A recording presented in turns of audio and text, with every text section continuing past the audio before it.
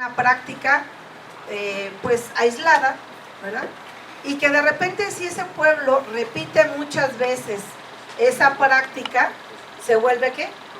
Costumbre. Ajá. Y entonces dijeron los antropólogos, pues fíjense que los pueblos justo viven por usos y costumbres, es decir, pues a una práctica que hacen, de repente pueden repetirla muchas veces y entonces ya se les hizo costumbre. Pero viene una corriente, sobre todo de líderes indígenas de todo el mundo, para decir, a ver, espérense, los pueblos no es que un día amanezcan imaginativos, creativos, que digan, a ver, como que, ¿qué se nos ocurre que podemos hacer el día de hoy? No, por generaciones, décadas, siglos, muchas de las prácticas que se hacen, pues vienen de tiempos inmemorables, ¿no? Entonces no es que un día amanezcan creativos y se les ocurre un uso o una práctica y que luego la van repitiendo.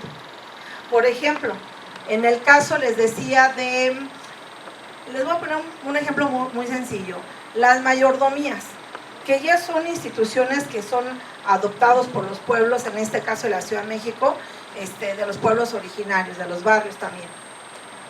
Fíjense ustedes, no tenemos un código, una ley, un reglamento donde se diga cómo se van a vivir las mayordomías o cómo se realizan. Bueno, yo no he encontrado, tal vez que sí, pero la mayoría de los pueblos no van a tener un código o un reglamento sobre mayordomías. Y sin embargo todos tenemos aquí, ¿no?, en nuestros conocimientos, qué es una mayordomía, para qué sirve, quiénes pueden, quiénes no pueden, cuándo se solicita, cuándo no se solicita, qué implica una mayordomía. ¿Me explico? Entonces simplemente la mayordomía te implica todo un sistema, todo un sistema. ¿Qué quiere decir sistema? Pues es un conjunto de elementos que conllevan, digamos, a ciertos objetivos.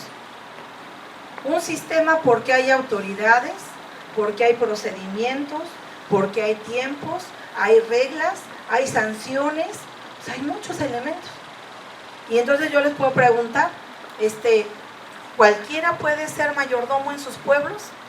No, que tiene ciertas características de porque, exacto, porque entonces ya vamos a empezar a hablar del procedimiento, ¿verdad? Entonces no cualquiera. En cualquier momento se puede solicitar. Cuando amanezca la persona de buenas, alegre, diga, ay, se me antoja ser integrante mayordomo o mayordoma y pues voy a ir a decirles que ahora me toca a mí. ¿Será que así? No, hay procedimiento. ¿Será que voy a ir con cualquiera? Digan, ¿saben qué? Voy a ir con la jefa de gobierno a decirle que quiero ser mayordomo o mayordoma. ¿Se podrá? No, porque ya se sabe con quién tenemos que ir, ¿verdad? Exactamente. Entonces, a lo que voy es que estos instrumentos, en particular del que estamos hablando el día de hoy, establecen muy claramente que los pueblos primero son sujetos colectivos de derecho. Muy importante, porque muchas veces hablamos de derechos en lo individual. Oye, que los indígenas tienen derecho, que las personas indígenas tienen derecho, ¿no? Y eso es correcto, pero antes que tener derechos en lo individual, hay derechos colectivos. ¿Y quiénes son los tutores o titulares de esos derechos? Los pueblos. Los pueblos en su conjunto. Pero por eso es muy importante que se reconozca en primer lugar que son esos pueblos, que no son poblaciones ahí dispersas, o que son grupos, o que son, ¿qué otra cosa hemos escuchado? O etnias. Puede ser que sí, pero fíjense bien que estamos ahora ya en un plano de derecho y de derechos, ya no en la antropología o en la sociología. ¿Porque es correcto hablar de etnias? Sí. Desde la antropología, sí, caracterizan a las etnias. Desde la sociología van a hablar de naciones, ¿no? Por eso incluso ahora se reconoce que muchos estados son multinacionales, porque al interior tienen diferentes sociedades o naciones. Pero desde el ámbito del derecho, y sobre todo internacional, se ha reconocido que estos sujetos colectivos se denominan pueblos indígenas. Y antes de que se enojen y me corran, voy a explicar un poquito de dónde viene este tema de pueblos indígenas. Porque muchos de los pueblos, me ha tocado escuchar que dicen, es que nosotros no somos originarios. No somos indígenas, somos originarios. ¿Y de dónde viene este tema? Miren, hay que tener en cuenta que hay muchas maneras de entender los términos, las definiciones. Si nosotros tomamos un diccionario y vemos qué significa indígena, vamos a encontrar que nos dice indígena igual a originario. Entonces decimos, ¿cómo? ¿Lo mismo o diferente o cómo está la cosa? Hace 30 años, los líderes de aquella época, de todo el mundo, les vuelvo a decir, discutieron muchísimo, pues les estoy diciendo que se tardaron 25 años, todos los expertos, académicos, de movimientos indígenas, de representantes de gobiernos, etc., 25 años. Pero al final de cuentas llegaron a la conclusión de que el término que debía de adoptarse a nivel internacional es pueblo indígena. ¿Por qué? Porque lleva una carga no solamente de reconocer dónde naciste, sino trae una carga histórica el término. Y se fija, ¿no?, muy claramente para definir, así lo define la declaración que estamos comentando, la Constitución Política Federal, el Convenio 169 y otros instrumentos. Y dice que un pueblo indígena es aquel que existe en la actualidad, es decir, es un pueblo vivo, un pueblo vigente, pero que desciende de estos pueblos que existían antes de la llegada de los colonizadores. Es muy importante la definición, muy importante, porque en México, pues actualmente se reconocen ¿cuántos pueblos? ¿Quién dice yo? ¿Cuántos pueblos a nivel nacional? 68 pueblos. Quiero decirles que la reivindicación de los pueblos y sus derechos es una historia muy, muy reciente de la humanidad. Estoy hablando de hace 30 años para acá, apenas, ¿ya? Mientras ya se hablaba de derechos de las mujeres, derechos de las personas con discapacidad, eliminación de esclavitud, etcétera. Los pueblos indígenas del mundo apenas hace 30, 35 años empezaron a organizarse a nivel internacional para decir, oigan, pues por si alguien tiene duda, nosotros también somos seres humanos y también tenemos derechos, pero no solo en el ámbito individual, como todo ser humano en el mundo, sino que tenemos derechos colectivos, hace apenas 30 años. Y entonces, bueno, pues lo que sucede en la definición es que dice, son pueblos indígenas estos que todavía viven y vienen desde antes de la colonización en cada uno de sus países, ¿no? Pero que además no solamente viven y tienen esta ascendencia, sino que todavía practican total o parcialmente sus instituciones, no dice usos y costumbres, sus instituciones culturales, políticas, económicas, de toda índole, ¿no? Si yo les dijera, oigan, ¿quién de ustedes todavía hacen salsa en molcajete? ¿Quién levantaría la mano? ¿Y será que esa práctica vinieron los españoles a enseñárnoslas? Oigan, ¿quién de ustedes sabe hacer el nixtamal para preparar la masa y hacer unas ricas tortillas? ¿Qué ese procedimiento será que nos los han venido a enseñar? Nos los enseñaron los españoles, los europeos, ¿no? ¿Y será que a nosotros nos da lo mismo comer pan que con tortilla? ¿Verdad que no? ¿Quién de ustedes todavía llega a hacer trueque en sus comunidades, en sus pueblos? ¿No? ¿Todavía hay? ¿Quién de ustedes hace o ha participado de un tianguis? ¿Quién? ¿Quién va al tianguis todas las semanas? ¿No? Bueno, estas figuras son parte de esto. Si yo les pregunto, ¿quién habla náhuatl? Tal vez ahí no levanten tanto las manos, pero de que sabemos qué significa Xochimilco, qué significa, y que además sabemos las toponimias de nuestros pueblos, de algunas calles, y que además tenemos memoria histórica porque nuestros pueblos no se hicieron ayer. Sí, tal vez algunos se recorrieron, algunos se agrandaron, otros se trasladaron a otro lugar, pero todos descendemos, como pueblos, de estos pueblos que ya existían desde hace más de... ¿Cuándo? A ver, pregunta del millón. ¿Cuándo inició la conquista aquí en nuestro país? No, en 1521 se consolida, dice la historia. No, caliente, caliente. No, antes de 1500. 1492. Por eso, en 1992 se conmemoraron que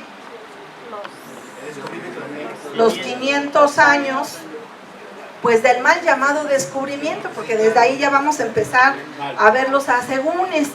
O sea, a según donde te ubiques, pues es descubrimiento o es conquista, depende de cómo nos fue, ¿verdad?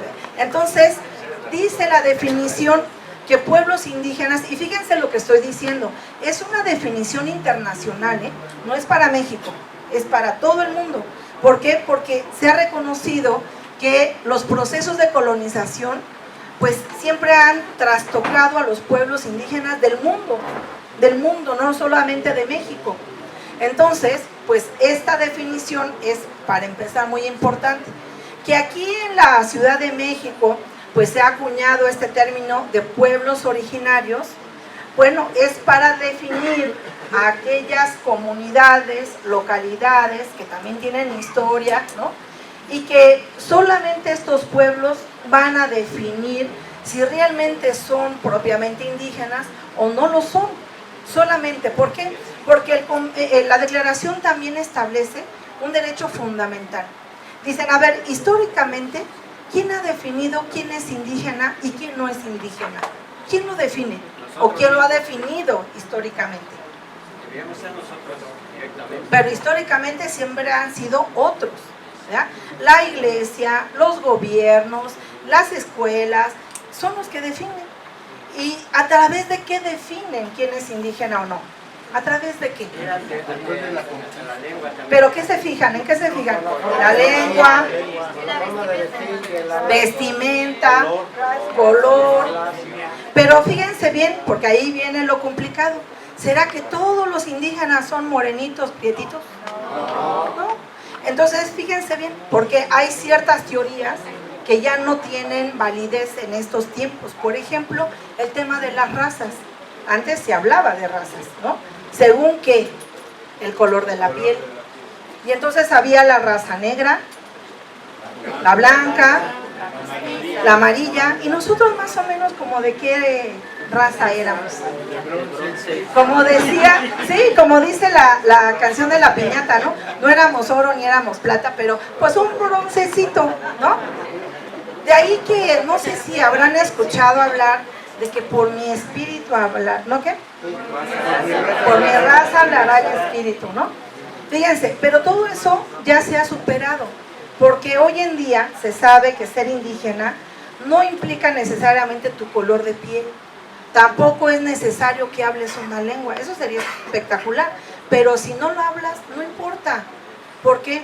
Porque actualmente todos somos producto de un proceso de colonización, que durante 500 años, por las buenas o por las malas, era un tema de no hables, no pienses, no te vistas, no. ¿Eh?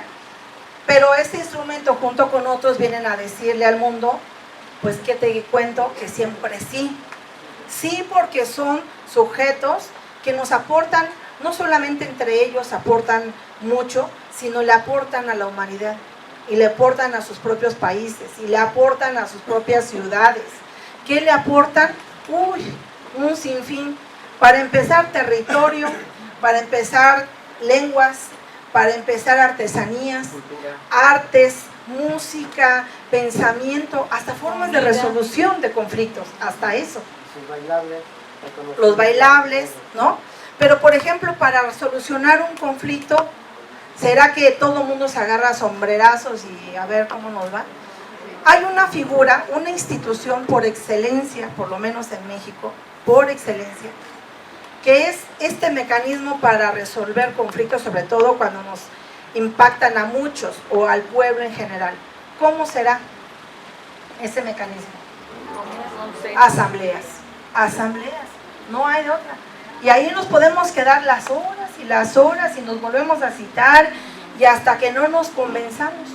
Hay muchas formas de participar y de resolver conflictos, muchas.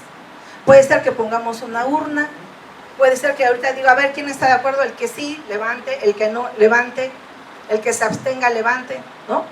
Pero los pueblos en general, tradicionalmente ha sido, espérate, no es que sea blanco y negro necesariamente. Espérate, vamos a platicar, a ver, siéntate, tráiganse el cafecito, ya ni les digo qué más, pero también hay otras bebidas que nos ayudan muchísimo a relajarnos, ¿no? Y hablar y decir, mira, ¿no?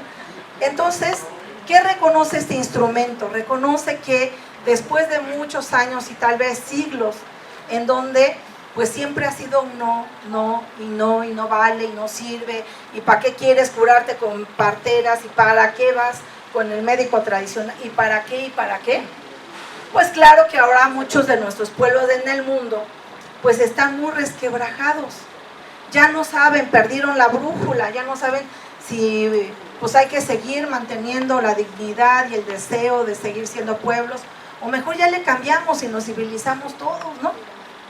Entonces, desde Naciones Unidas ha habido muchos trabajos para ir primero ayudando a entender la diversidad que implica que haya muchos pueblos, con muchas culturas, con muchas formas de pensar, con muchas cosas de muchas cosas. Por ejemplo, la UNESCO, que es otro organismo de Naciones Unidas, pues ya hace un par de décadas, pues vino a decirle al mundo, oigan, espérense tantito, relájense, no hay un solo modelo de desarrollo, no hay un solo modelo de desarrollo. ¿Por qué? Porque pues se ponía ahí enfrente un modelo y todo el mundo teníamos que ser como ese modelo. Y por eso mucho tiempo se hablaba de subdesarrollo, de desarrollo en vías de, ¿no? Hasta que la UNESCO dijo, a ver, esperen, ¿no será bueno que siga manteniéndose el tianguis? ¿No será bueno que pues, los que quieran comer con tortilla, que coman con tortilla? ¿Por qué? ¿Por qué comer vino, queso y pan es lo de hoy? ¿Por qué? ¿No? ¿Por qué no vale lo mismo si tú vas a un restaurante?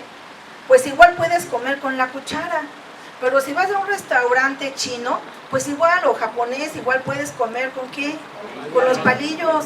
Pero si a mí me enseñaron que hay que comer con cuchara, pero cuchara de tortilla, ¿por qué no va a tener el mismo valor? ¿Por qué? ¿Me explico? Y entonces eso es lo que nos viene a aportar esta Declaración de Naciones Unidas. ¿Qué es importante decir? Que no solamente se quedó allá en los ámbitos internacionales, no. Dentro de estos procesos de democratización, ya en México para ir aterrizando, y en la Ciudad de México en particular, ustedes saben que estamos prácticamente estrenando la primera constitución política de la Ciudad de México. Apenas llevamos 2 años, ¿no? Les acaban de entregar ahí un folletito amarillo, que no es la constitución completa, pero que ya en esta constitución, en la primera que se expide en esta ciudad, ya se habla de pueblos y barrios originarios, ya se habla de comunidades y se habla de los derechos fundamentales que tienen, y entre ellos pues muchos temas que a ustedes como representantes o integrantes de los núcleos agrarios pues ya los vincula de alguna manera. Ahí ustedes van a encontrar en estos 3 artículos consensados pues que dice, fíjense bien, tratándose de derechos de los pueblos indígenas en la Ciudad de México, se van a aplicar a los pueblos y barrios originarios, asimismo a las comunidades indígenas, salvo que los pueblos digan, ¿sabes qué? yo no tengo nada que ver con pueblos indígenas. Ah, pues está en todo su derecho, porque de pasar a decir el Estado, tú eres, derecho es que cada quien diga si quiere o no quiere. Es más, puedo hablar la lengua, puedo haber nacido en una comunidad indígena, pero ¿sabes qué? No me convence ya seguirme asumiendo como indígena, ya no quiero saber nada de faenas, de compromisos comunitarios, ya no quiero. Ah, pero viene entonces el derecho a decir, está bien, pero si tú dices que no vas a cumplir, no puedes exigir, porque ese es un tema de derechos, pero también de obligaciones, ¿no? Entonces, hay ahorita, y digo que estamos apenas empezando el análisis, la discusión en la Ciudad de México sobre quién es, qué no es, qué tiene como derechos, qué tiene como obligaciones. ¿Por qué? Porque todavía hay mucha confusión. ¿Cuánto tiempo dije que apenas los pueblos empezaron a reivindicar sus derechos a nivel planeta? ¿Cuántos años? 30 a nivel mundial. En México ya venían muchos líderes, de hecho muchos líderes indígenas de México tuvieron una participación muy activa para que se emitiera este instrumento internacional. Justamente una de las personas que más le trabajó con muchas más personas es el que ahora es titular del Instituto Nacional de los Pueblos Indígenas, el hermano Adelfo Regino, ¿no? Que lo nombró el presidente de la República como representante. Él, yo lo conocí desde que estaba haciendo su servicio social, abogado ahora, pues se aventó él los 25 años de insistir entre muchísima gente, pero digo solo porque es una figura más conocida. Entonces aquí el tema es que teniendo este instrumento, pues tener también presente que esta Constitución y particularmente los artículos que tienen ustedes en este folleto, que son 3, el 57, 58 y 59, pues ya le da a los pueblos originarios una potestad de derechos muy importantes, que ahora ¿qué toca? Conocerlos. ¿Para qué toca conocerlos? Para hacerlos valer. Porque derecho que no se conoce, derecho que no se aplica, ¿verdad? Pero además, otra noticia muy importante es que sepan que la Constitución de la Ciudad de México, en estos artículos, reconoció o estableció o acogió la Declaración de Naciones Unidas, todo el texto de la declaración, como parte íntegra o íntegro de la propia Constitución, de cumplimiento obligatorio para la Ciudad de México. Toda la Declaración de Naciones Unidas. Por eso, si ustedes ven su folleto, van a encontrar al final como anexo la propia Declaración de Naciones Unidas sobre Derechos de los Pueblos Indígenas, que es parte de nuestra Constitución local. Entonces, imagínense ustedes que en la constituyente, los diputados y diputadas constituyentes que aprobaron esta Constitución, pues han dejado un legado muy importante, no porque lo hayan trabajado solo ellos, sino porque hubo mucha movilización de pueblos originarios y de comunidades también, para lograr un nivel de los más altos en el mundo, de los más altos. Esta Constitución es la primera en el mundo que reconoce como texto obligatorio de cumplimiento la Declaración de Naciones Unidas, la primera y hasta ahorita la única. Entonces tenemos que sentirnos orgullosos porque ya tenemos un marco normativo constitucional de primer nivel. Ahora, ¿qué sigue? Seguramente muchos de ustedes pues ya están en conocimiento, y si no, pues lo socializamos. Después de una Constitución, para que se puedan aplicar derechos, tiene que reglamentarse, ¿verdad? Con leyes secundarias.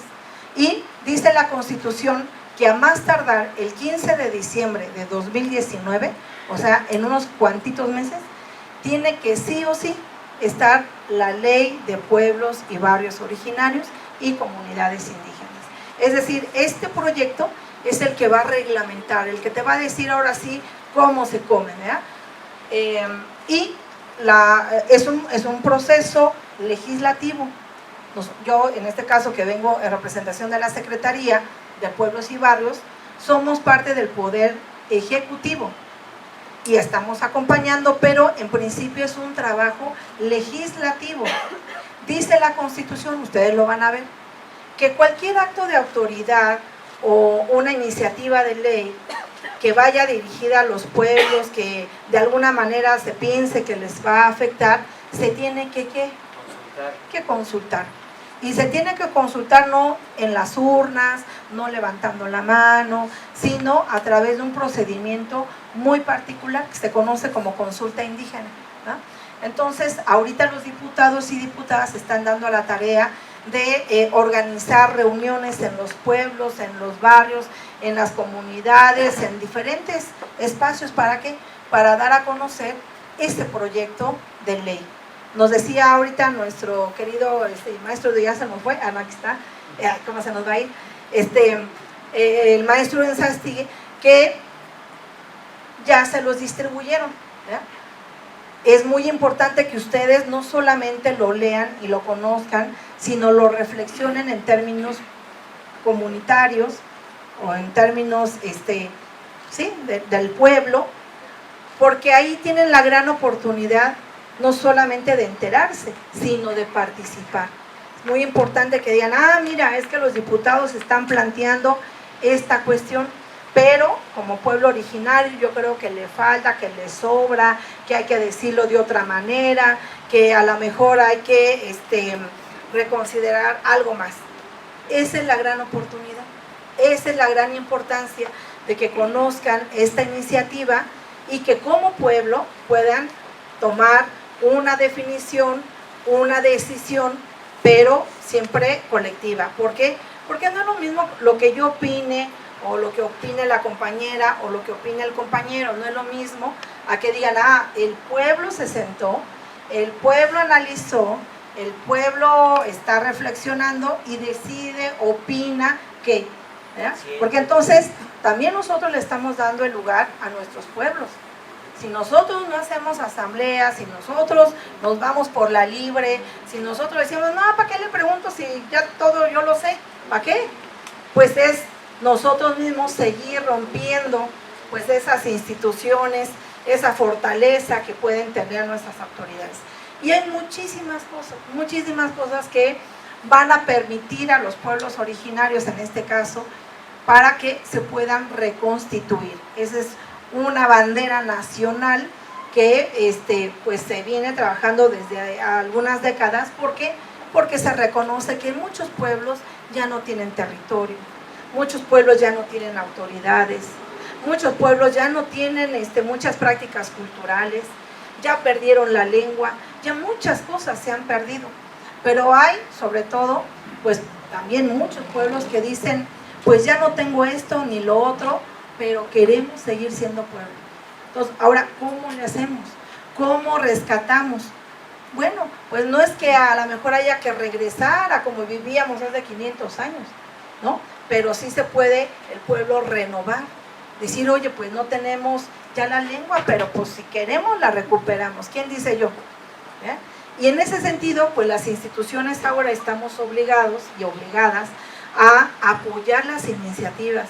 Oye, me dicen, es que fíjate que aquí tenemos parte de la memoria del pueblo, nos falta publicarla para que los compañeros, las nuevas generaciones sepan de dónde venimos y a ver para dónde vamos, ¿no?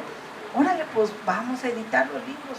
Oye, que pues antes teníamos la banda de música, pero pues ahora ya se perdió. ¿Cómo le hacemos? Pues pensemos cómo le hacemos, pero lo que quiero decir es, estas leyes nos van a permitir reconstituirnos hasta donde el pueblo quiera. Si el pueblo dice, mira, ¿ya para qué? ¿Para qué tanto? Ya mejor ya cada quien para su casa, y ¿para qué nos estamos conflictuando? Bueno, pues cada pueblo va a decidir, cada pueblo.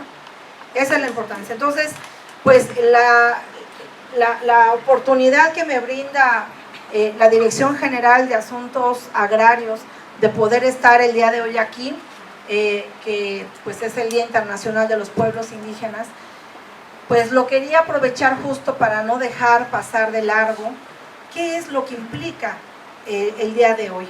Porque ustedes van a encontrar en todo el mundo, incluyendo México y la ciudad, muchos actos culturales, muchos. van a encontrar teatro, música. Nosotros mismos en la CEPI calendarizamos una semana de cine indígena, de talleres de artesanía, y yo digo que todo eso está muy bien porque son parte de lo más importante, que es reflexionar. No es un día de fiesta, es un día donde se conmemora, se trae a colación y se recuerda. ¿Y qué es lo que se recuerda? Pues justo lo que les digo, hace 37 años, para ser exactos, un día como hoy, se sentaron muchos expertos a decir cómo le hacemos. ¿Cómo le hacemos? Porque además los pueblos no los ven, los pisotean, los discriminan, están excluidos de derechos, de servicios. ¿Cómo le hacemos? ¿No? Aquí muy pocos saben en la Ciudad de México, y cada vez que les repito el número, se quedan sorprendidos de ¿a poco tanto pueblo originario hay? ¿Y cómo es que yo no me daba cuenta? ¿No?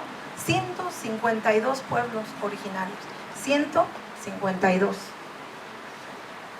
Y muchos dicen, bueno, yo sabía que allá en el sur, porque voy a la feria del nopal, y a la feria del elote, y a la del mole, ¿no? Y etcétera, etcétera.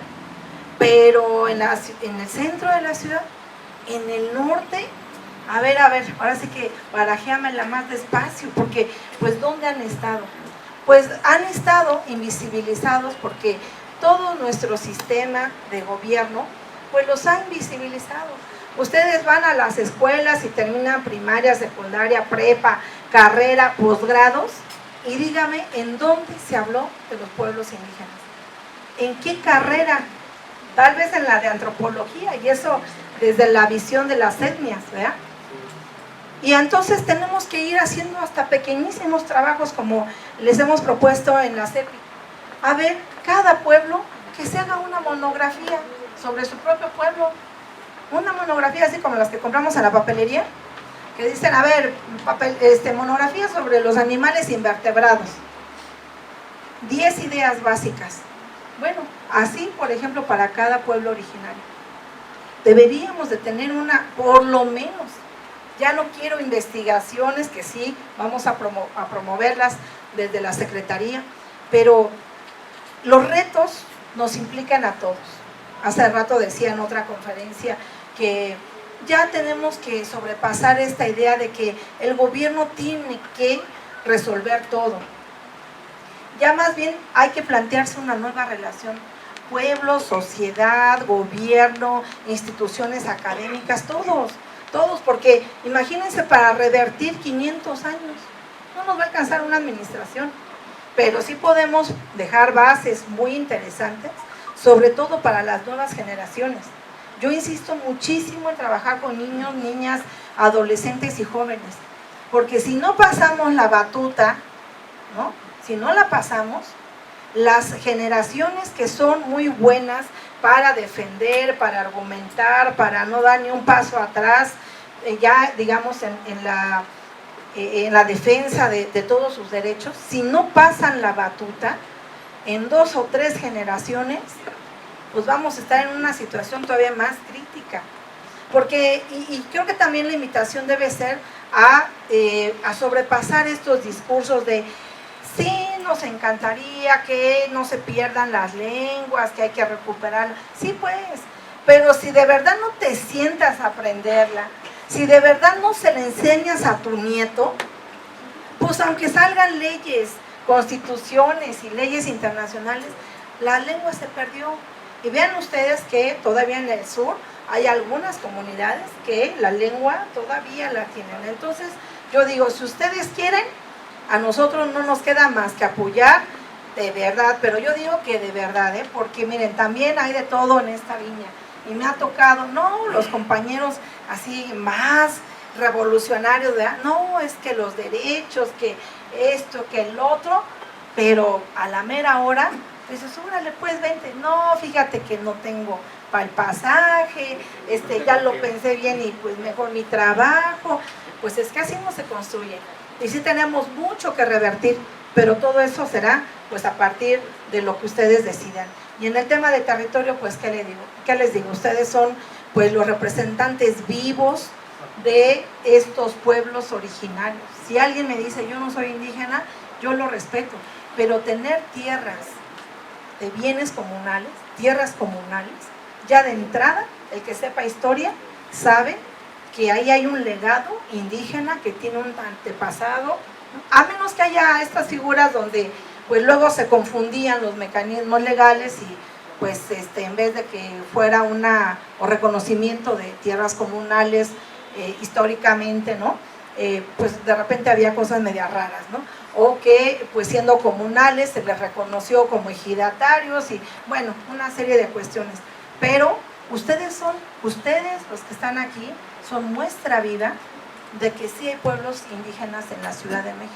Otra cosa es si se quieren reivindicar o no, que también es muy respetable, ¿no? Pero por lo pronto ahí están estos instrumentos jurídicos que de querer nos pueden servir para muchísimas cosas, entre otras pues la reconstitución y seguir siendo, seguir pensando, seguir sintiendo como pueblos, que quien no es pueblo no lo logra dimensionar, porque es un tema que se vive, no que se habla. Cuando tú dices es que soy indígena, es que ya tienes aquí, como les decía, como en el caso de las mayordomías, no necesitas escribirlas, porque tú las sientes. Y cuando a ti te dicen, oye, pues es que el presidente elegido, Ángel Figueras, sí. ¿Alguien más? ¿Quién falta? Coctepec. Falta Coctepec. Elegido de Coctepec. Sí, les comento, presenté a los presidentes de los comisariados o a los representantes comunales. Tenemos participación de San Jerónimo Miacatlán, de Mixquic, de la comunidad de Santa Rosa Social, ¿no? Y me parece que está Cuautepec. Entonces, por eso es que no los habíamos mencionado, porque presentamos a los presidentes de los comisariados ejidales o a los representantes comunales. Pero bueno, ¿alguien falta de presentar? Bien. Cedo la palabra. Nos están pidiendo nada más 2 intervenciones y con ello cerramos. Pásenle. No pretendemos coartar, pero más te para acá. Adelante. Buenas tardes, compañeros. Más que nada es para todos los núcleos agrarios, los integrantes. Bueno, como decía el licenciado Gilberto Enzástiga, es una parte muy importante, de veras, nuestra participación en este proceso.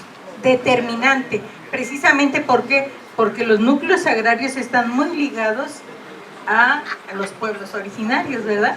Exactamente. Entonces aquí la situación es de que, mire, por experiencia se los digo, en la alcaldía de Tláhuac, sí, que hay 7 pueblos originarios, la verdad, han llegado personal de la CEPI, ¿verdad?, a hacer este tipo de consulta, promover información, y ¿saben qué?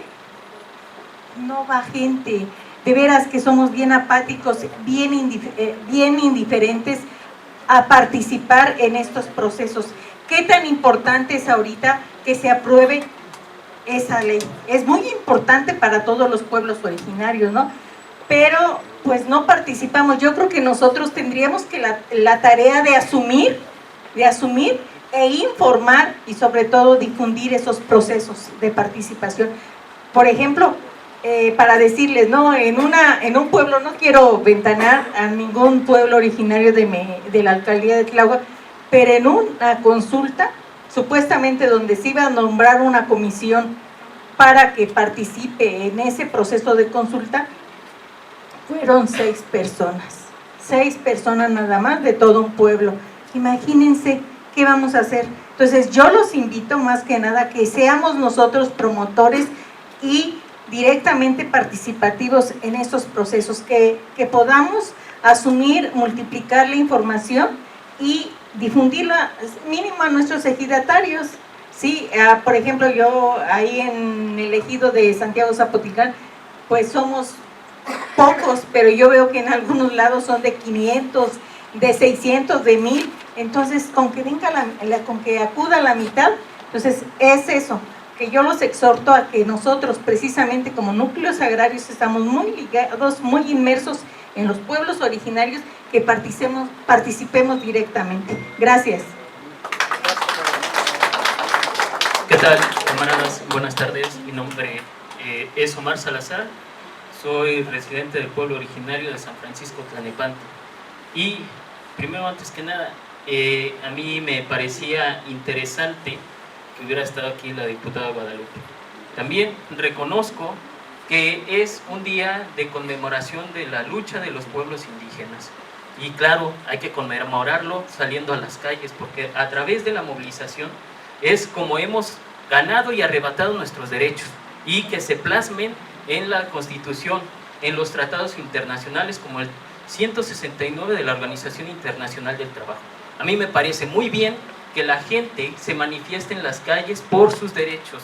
A mí me parece excelente que el día de hoy se esté conmemorando en las movilizaciones que se están dando en el Zócalo, aquí a unas cuadras.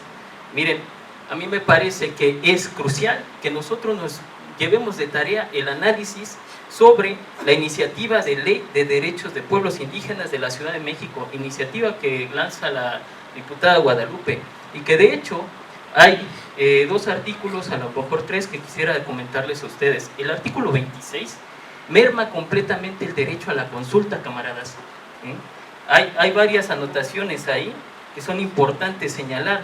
Dice que la consulta será procedente por decisión de la autoridad responsable o a petición del pueblo previo dictamen que emita la autoridad competente. Es decir, aun cuando los pueblos soliciten el ejercicio del derecho, la autoridad será quien decida si se lleva a cabo o no la consulta. Esto es parte de un análisis que nosotros hemos estado realizando y que en futuros días nosotros vamos a exponer a disposición para todos los sectores agrarios de la Ciudad de México que nos competen. Porque no es de ahorita, compañeras y compañeros, que salimos a defender nuestros usos y costumbres. Yo recuerdo que en el 2014 sacamos una movilización en defensa de los panteones. Claro que sí. A mí no se me olvida, compañeros, que quisieron agredir nuestros usos y costumbres partiendo de empezar un proceso de privatización de los panteones, cuando los panteones son terrenos nuestros y donados por nuestra comunidad. Así debe de ser y así lo vamos a seguir manejando. Y posteriormente, camaradas, ha habido fuertes luchas por defensa del territorio y el agua, sobre todo el agua, que nos las han venido entubando. Yo recuerdo al pueblo originario de San Bartolo Mellarco, que fue reprimido, camaradas, en el gobierno de Miguel Ángel Mancera. Entonces, en Xochimilco, nuestros 14 pueblos están viviendo un proceso interesante rumbo a la autonomía, camaradas. Yo no sé si ustedes tienen conocimiento acerca del proceso que se está llevando en Xochimilco, pero el principal antagónico y que ha sido un freno y que ha estado mermando la autonomía de los pueblos de Xochimilco ha sido la alcaldía. Ajá. Entonces, yo no sé si presenten las mismas problemáticas los demás sectores agrarios, pero es importante llamar a la unidad de los sectores agrarios de la Ciudad de México en defensa de los derechos de los pueblos originarios, indígenas y tribales, y más el día de hoy, que es 9 de agosto, compañeras y compañeros, Día Internacional, y tenemos que unificarnos. Aquí tenemos acto de presencia del señor Fernando Reza, presidente de los bienes comunales de San Francisco Tlalnepantla, donde ha encabezado y ha participado en la defensa de muchos de los derechos que tenemos como pueblos indígenas que somos. Yo invito a la reflexión, camaradas, porque no es solo el artículo 26, hay todo un acumulado como el artículo 29, el artículo 14, que habla sobre el reconocimiento de autoridades, representantes y de tradicionales, el 15, es todo un acumulado de mermas a los usos y costumbres, camaradas. Entonces, yo termino con este mensaje. Es importante que nos informemos y haremos lo más público y que tenga la difusión más amplia este análisis que desde Xochimilco estamos emanando para llamar a la movilización de ser necesario, camaradas, porque muchas veces pues sí se nos dice la consulta, pero cuando es una consulta consensada, es decir, de las dos partes, que se llegue a acuerdos donde se diga bajo estos protocolos lo vamos a hacer. No, compañeros, no caigamos en la trampa de consultas que van en vías de la legitimización de proyectos grandes, que es como el caso del proyecto integral Morelos, ¿no? Que bueno, pues ahí lamentablemente perdió la vida un compañero de lucha, compañero Samir Flores, ¿no? Y que tenemos que llamar a la organización, yo reitero con este mensaje. Yo termino con la siguiente frase: Zapata vive, la lucha sigue, camaradas. Muchas gracias. Muchas gracias, pues reiteramos, muchas gracias. gracias y que tengan buena tarde. A ver, vecinos, yo tengo un análisis similar al que Omar está redactando. Este es mi celular. Yo les cópienlo, yo les envío el análisis, revísenlo con sus comunidades y... Plutarco García Jiménez, director en jefe del Registro Agrario Nacional. Muchas gracias, Plutarco.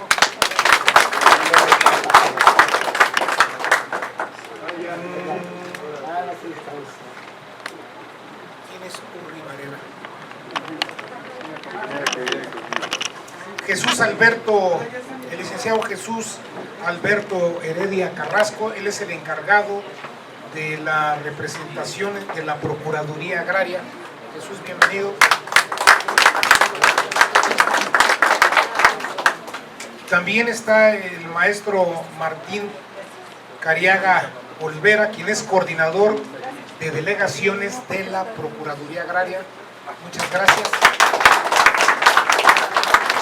Bien, pues el día de hoy se celebra el Día Internacional de los Pueblos Indígenas. Con nuestra secretaria acordamos tener pues un encuentro, pues desafortunadamente no se pudo hacer en la sede que ellos nos habían propuesto. La tienen tomada otras personas y decidimos pues en estas condiciones no suspender y hacerlo brevemente. Entonces nuestra secretaria nos va a dar una reseñanza de lo que está haciendo la Secretaría en la Ciudad de México y sobre todo, secretaria, una incógnita, pues que la mayoría de representantes de los núcleos agrarios que tienen respecto a cómo va el proceso. Todos tenemos conocimiento, les hemos entregado el proyecto de iniciativa, les hemos informado de manera general que hay un proceso de consulta, pero para nosotros hoy este encuentro pues nos va a permitir conocer de viva voz. Sí. Entonces, después nos gustaría que, si ustedes no tienen inconveniente y la secretaria, de escuchar este planteamiento tan importante, nos pudieran dar alguna opinión, tanto el Registro Agrario Nacional como la Procuraduría, instancias de gobierno federal con los que los núcleos agrarios pues tenemos una relación muy estrecha y un conjunto de tareas. Pues tú nos dices si te damos una silla o así. Pues yo creo que parado para que nos podamos y nosotros escuchar. Nos pasaremos allá para ¿Sí? escucharte. Sí. Pues bienvenida y muchas gracias. Sí. Pues tú tienes el último micrófono. Pues muchísimas gracias. Buenas tardes a todos y a todas en primer lugar. Muchísimas gracias, maestro Ensarastegui, porque no se canceló este evento. Efectivamente, el día de hoy se conmemora en todo el mundo, el Día Internacional de los Pueblos Indígenas.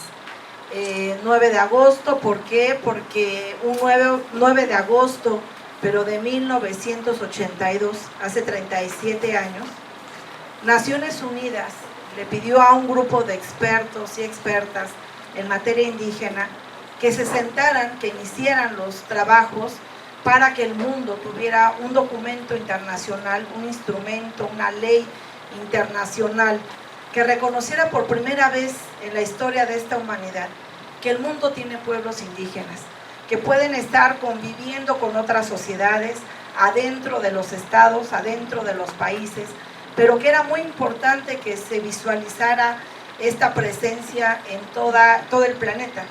Y no solamente eso, que se reconocieran, sino que también se caracterizaran y se establecieran derechos fundamentales que son importantes pues, para seguir siendo pueblos, para seguir manteniéndose con sus culturas propias, con todas estas características que conlleva justamente ser partícipe, digamos, de una cultura o de algunas culturas indígenas. Y como digo, pues fue un 9 de agosto que inician estos trabajos y que 25 años después pues se emite lo que finalmente se encargó, que fue este instrumento internacional. Tal vez lo hayan escuchado algunos, se hayan familiarizado, tal vez otros no, porque todavía nos ha faltado muchísima difusión sobre eso, que es la emisión de la Declaración de Naciones Unidas sobre los derechos de los pueblos indígenas. Se emitió, se adoptó por Naciones Unidas en el 2007. Es decir que, pues les digo, 25 años después. Tal vez a nosotros nos parezca mucho tiempo o poco tiempo, pero imaginen lo que costó lograr consensos a nivel mundial para que finalmente se reconocieran a los pueblos indígenas pues de este planeta. 25 años de largas negociaciones hasta que hubo consensos de, sobre todo, representantes de pueblos indígenas de todos los continentes, permanentemente para definir conceptos, para definir que no son grupos indígenas, que no son poblaciones dispersas, sino que tienen unas características muy particulares que los hacen ser y reconocer como pueblos. Es decir, si nosotros aquí, sobre todo ustedes que vienen de pueblos originarios, identificaran muy claro que pues no es lo mismo que nos digan que somos del pueblo originario tal, o que si somos de una colonia, ¿eh? Colonia y pueblo no es lo mismo, como tampoco es lo mismo pueblo y poblaciones, mucho menos grupos indígenas, porque por ejemplo aquí en este espacio, ahorita, cada uno de nosotros y en conjunto, ¿qué somos aquí ahorita? ¿Somos un pueblo que están escuchando una plática o somos un grupo? Un grupo. Entonces, cuando hablan de grupos indígenas, están desnaturalizando y están diluyendo lo que realmente son los pueblos. Porque un grupo, pues, es cuando yo entro a la escuela, me junto con mis compañeros de clase y es el grupo A o el grupo B, ¿no? De tercer año de primaria, secundaria, es un grupo, porque lo único que nos está uniendo pues es el momento, es la clase del día que nos hace reunirnos. Pero ser pueblo es mucho más que un grupo, mucho más que una población. Y entonces la Declaración de Naciones Unidas sobre los derechos de los pueblos indígenas viene a decirle al mundo que hay grupos sociales que tienen historia, que tienen instituciones culturales, sociales, económicos, políticos, que los hacen ser justamente pueblos. Y que como pueblos, entonces, primero pues tienen derecho a seguir existiendo como pueblos, a tener ciertos derechos fundamentales como el territorio, como recursos, como sistemas de vida, sistemas de organización. Vean ustedes que la declaración vino a cambiar muchos paradigmas en el mundo, muchos.